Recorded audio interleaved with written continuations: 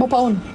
ยมโยปอร์มินเราหัวจัดนี่มาจะเรียกช่วยบปอนอะไรบ้างดังเอาคิมสังคมท่าบปอนช่วยแชร์ใจเลยปอร์มินนี่มันเนี่ยมวยเนี่ยดาวซาแต่อ่านอุทินนะการพิจารณามันเวียนเหมือนเตยปฏิจันเถอะให้บปอนดังไงวิวบ้านเชียงจำเรียงหมกบัดในกรงกรรมวิธีเนี่ยการจุดเรียงยามหาจุ่มคลีนึงปะไตบัดจำเรียงนั่นคือจีบัดจำเรียงบัดไต้หวันบปอนเราเนี่ยเฮ้ยเนี่ยจำเรียงบัดไต้หวันแต่จีมันจ้าบัดจำเรียงนั่นไงก็ในขนมปฏิจันคือเก็บบัดดักบ่มรามดักคาดเหมือนเอาเนี่ยจำเรียงนั่นติดจนปฏิจันเก้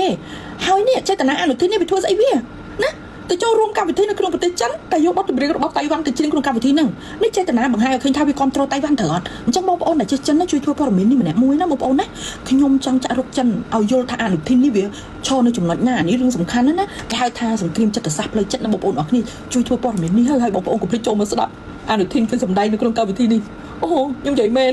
โอ้จัดแต่โจรวมการวิธีในจันแต่ยกบัตรเบรกไต้หวันให้จีนเนี่ยจีบัตรเบรกหรือบ่เนี่ยจำเรียงมันเนี่ยได้เก็บบำรามันเอาโจประเทศจันนั่นเนี่ยขยมจังดึงสกัดประเภทนึงอารมณ์หรือบ่เมดึกนอนประเทศจันหนึ่งขนมเป็นน้องนะถ้าตัวรำอย่างนั้นเราบอกเอาเนี่ยเลยโจมาสับจมูกขยมในจำเรียงกับบ้านหรือทิ้งไว้เนี่ย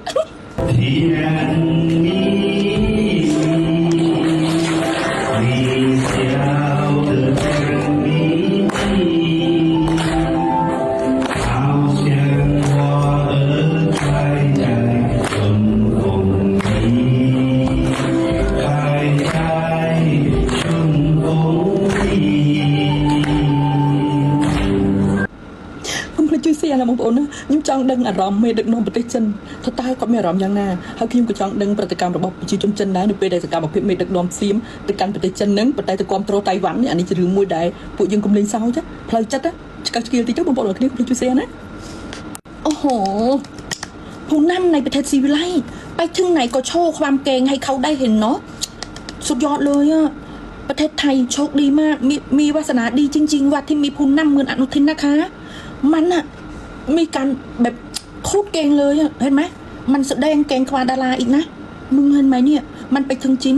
มันเอาเพลงของไต้หวันไปร้องเพลงในพิธีนั้นอะโอ้โหสุดยอดว่ะนี่อนุทินมึงรู้ไหมมึงโคตรเยี่ยมเลยว่ะนะไปประเทศจีนแต่เอาเพลงของไต้หวันไปร้องสุดยอดว่ะแล้วกูก็อยากรู้นะว่าความรู้สึกของผู้นำในประเทศจีนเนี่ยเขารู้สึกยังไงในการที่มึงเอาเพลงของไต้หวันไปร้องในตอนนั้นอะนะสุดยอดว่ะแล้วประเทศไทยเนี่ยโคตรโชคดีเลยที่มีผู้นำเก่งกล้าเหมือนอนุทินนะมันทำได้ทุกเที่ยวนะ